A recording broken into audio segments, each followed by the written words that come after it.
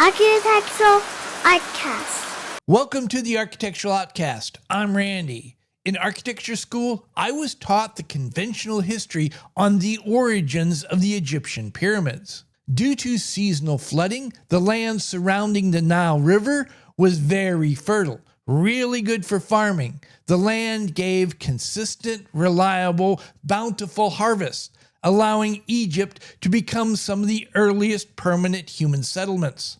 Within these permanent settlements, you have a surplus of food. You need people to manage this excess food, which over time leads to social stratification, the common people and the elites.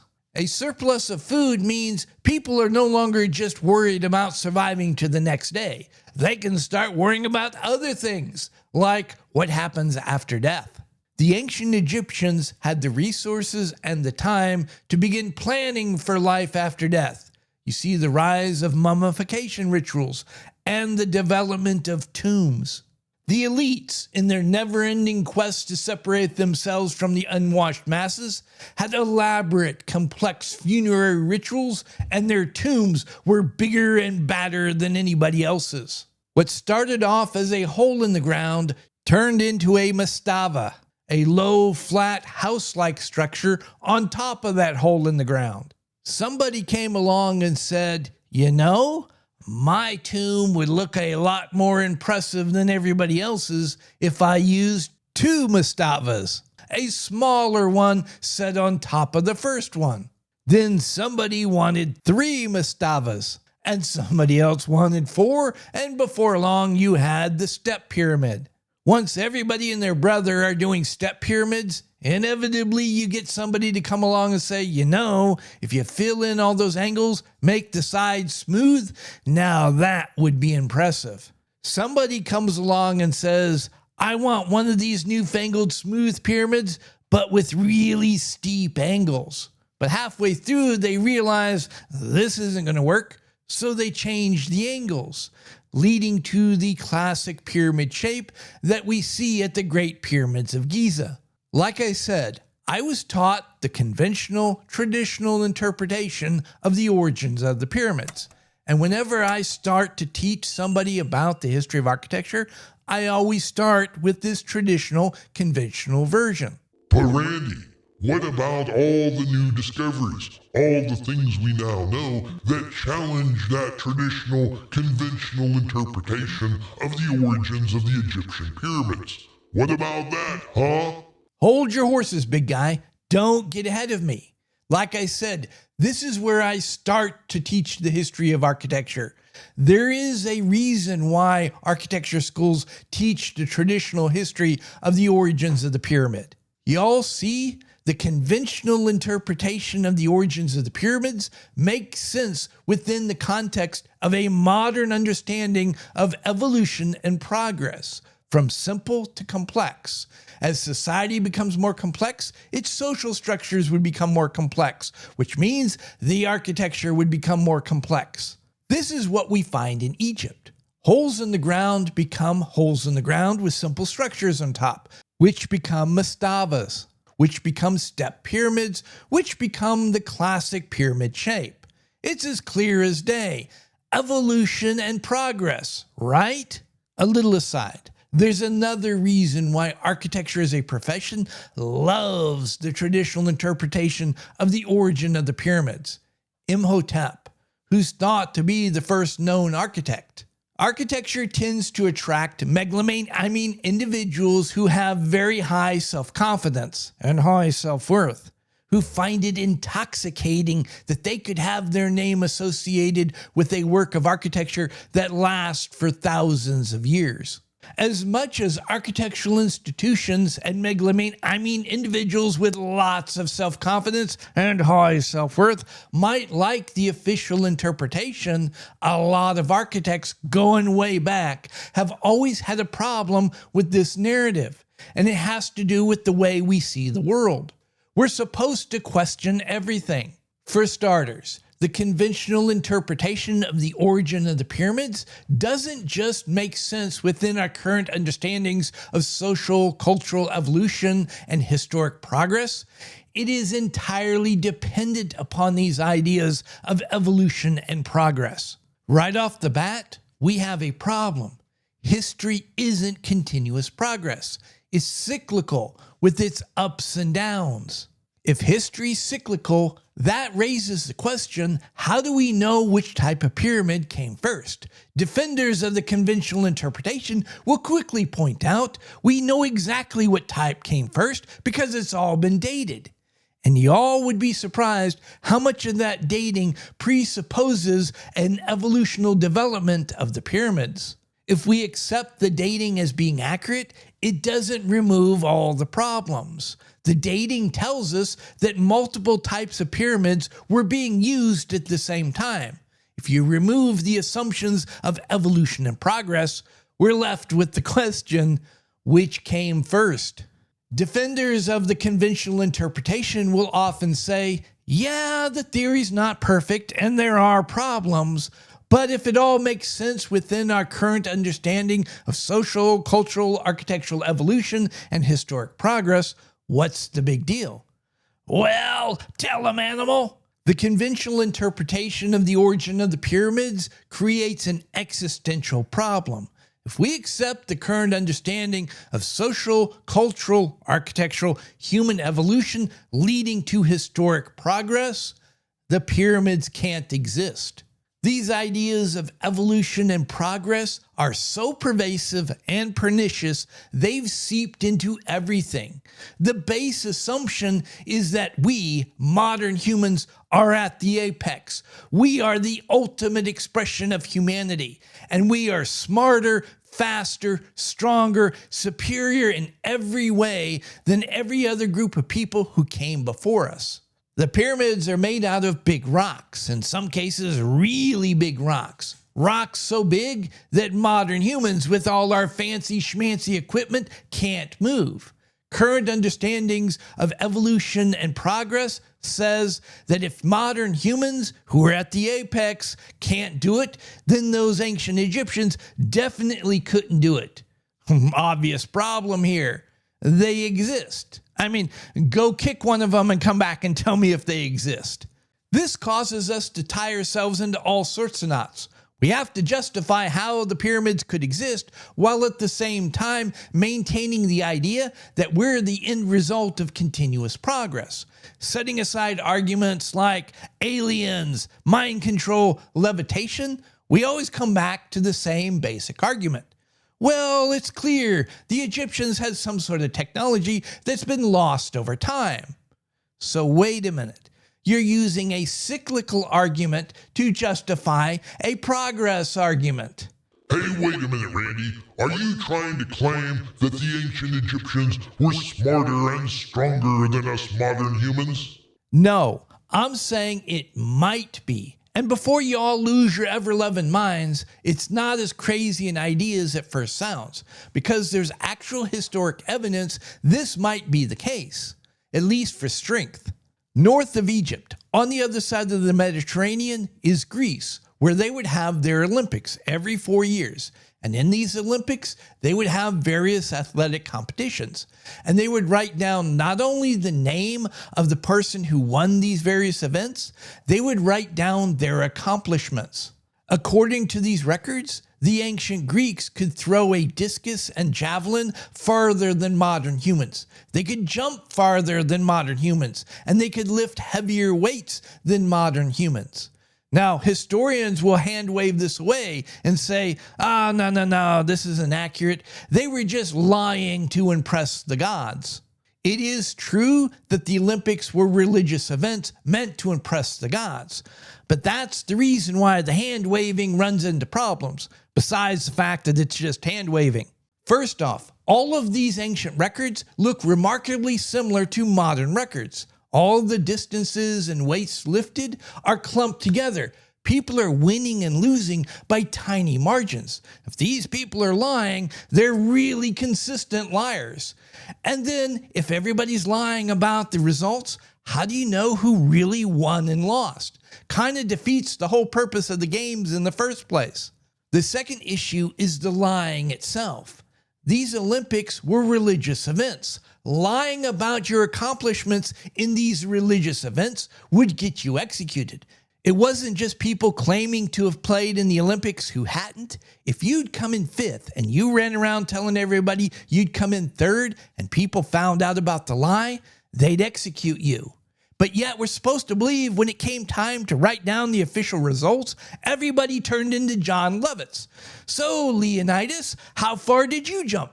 50. No, 500. No, 5,000 feet. Yeah, that's the ticket. I jumped 5,000 feet. This is the exact same problem that we have with the pyramids. This idea of evolution and progress is so pernicious that people tie themselves into knots trying to maintain the idea that we are the apex of humanity, while at the same time explaining away the historic record, the archaeological record, and actual architecture standing in front of us. The conventional interpretation of the pyramids has a bigger problem, though. It's not the only game in town. Going all the way back to the 1800s, the beginning of modern Egyptology, there have been other theories as to the origin of the pyramids. With the internet and social media, a lot more people are being exposed to these various alternate theories. What used to be talked about behind the hand is now being openly discussed in public. All of our understanding of ancient history is going through a paradigm shift as all sorts of conventional interpretations of history are being questioned. The largest podcast in the world, The Joe Rogan Experience, spends hours exploring alternate theories on the origins of the pyramids, amongst other things. And their entire YouTube channels, like Wandering Wolf and Luke Caverns, dedicated to exploring alternate theories. And then all of this is popularized by shows like Forbidden Frontiers. We might be in a paradigm shift, but there's a reason why the conventional interpretation is still the dominant interpretation. If you're consistent and you use the same skepticism that you use to challenge the conventional interpretation on these alternate theories, you'll quickly realize they all have problems. One of the more common mistakes a lot of these theories make is they want to treat the pyramids in isolation. They forget that a lot of these pyramids were part of temple complexes and were surrounded by cities. You can't just hand wave it away and say, well, that was obviously built later. Why and for what purpose? You need evidence for these claims. One of the theories that's gained quite a bit of traction over the last few years and has called into question the dates that the pyramids were built is the discovery that parts of some pyramids, shafts and such, aim at parts of the sky that stars were located some 10,000 years ago. Aha! Proof that the pyramids are at least 10,000 years old, right? Compelling, intriguing, worth exploring, definitely, but proof? Not so much. There are days where the sunrise and sunset align perfectly with the street grid in New York City. 5,000 years from now, when archaeologists rediscover New York, they might conclude that the sunrise and sunset on those specific days have significant meaning for the people of New York City. No, it's a coincidence. It's a byproduct of something else. And we'll talk about that something else here in a minute. The orientation of the pyramids, along with those shafts and other things, has changed over time. How many other heavenly bodies have they pointed at over the years? Don't know. No one talks about that. If it's just one, oh, maybe that's something we need to look into. But it's 50? Well then, which one's the important one, if any? Another popular theory, and this one goes way back, is about math. It's the complex formulas and geometry found in the pyramids. A lot of people think this is some sort of code, that if we can crack it, we can learn the secrets of the ancients. If only Tom Hanks and Nicolas Cage would team up, we could solve the mystery. It is true that there are a lot of complicated formulas, ratios, and geometries built into the pyramids. But in people's excitement to try to figure all this out, they forget two important things: your forearm and a wheel.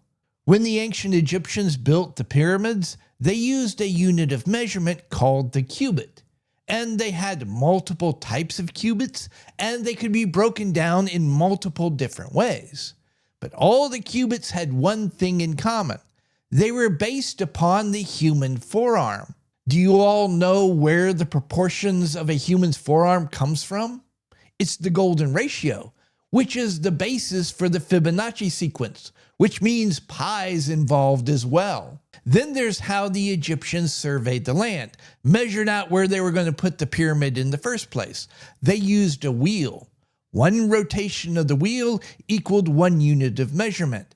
However many rotations gave you the total unit of measurement. The fact that they were using a wheel builds in pi to all the dimensions and proportions of your building. This means whether the Egyptians intended it or not, and I personally believe they did intend it, but whether they intended it or not, the fact that they used the human forearm as a unit of measurement and then used a wheel, a circle, to lay out their architecture, it guaranteed that their architecture would have complex ratios and mathematics built into the proportions of their architecture. Again, whether they intended it or not. We haven't even talked about how the pyramids are a plutonic form. It's a pyramid, which also guarantees that it's going to have complex ratios and mathematics built into its proportions. For the purposes of this discussion, let's all agree that the Egyptians did intend to have complex ratios and mathematics built into the proportions of their building. What did it mean? That's the $64,000 question. Going back to New York City, it's a coincidence that its streets line up with sunrises and sunsets on particular days, but it's a natural byproduct of why the city's laid out the way it is. America's founding fathers were men of the Enlightenment, men of reason. They wanted to found a new country based upon reason. And what could be more reasonable than a rationalized grid? When these men of reason went to lay out the capital of this new country based upon reason, they used all sorts of complex mathematics and geometry, but they intentionally avoided aligning anything with any known heavenly body because they associated that with mysticism and superstition. Despite the founding fathers' best efforts, anytime you have a straight line, like a street, and especially if you put a bunch of them in parallel with each other, eventually at least one of them is going to point to something. Mathematics might be a universal language, but when you start using it as symbolism in your architecture, you're building in interpretation. Add on the complication that the unit of measurement brings with it mathematical complexity. Now you got to figure out what's symbolism and what's just there. Okay, Randy, you spent all this time tearing down all these theories, but you've yet to tell us, who do you think built the pyramids? Why did they build them? How did they build them? And when did they build them? Okay, fair enough. In my opinion, the Egyptians were just as smart, if not smarter than we are, and they were most definitely physically stronger than we are, probably by quite a bit. This means not only would the Egyptians be able to pick up bigger rocks than we can, it would also mean they would be capable of using levers and fulcrums much more efficiently than we can. This would go a long way to explain how they could build the pyramids in the first place. I think the traditional dates for when they were built are about right, and I think that the people who we think built them were the ones who built them. But I also think that the pyramids' uses were much more complicated than just pyramids. One more point.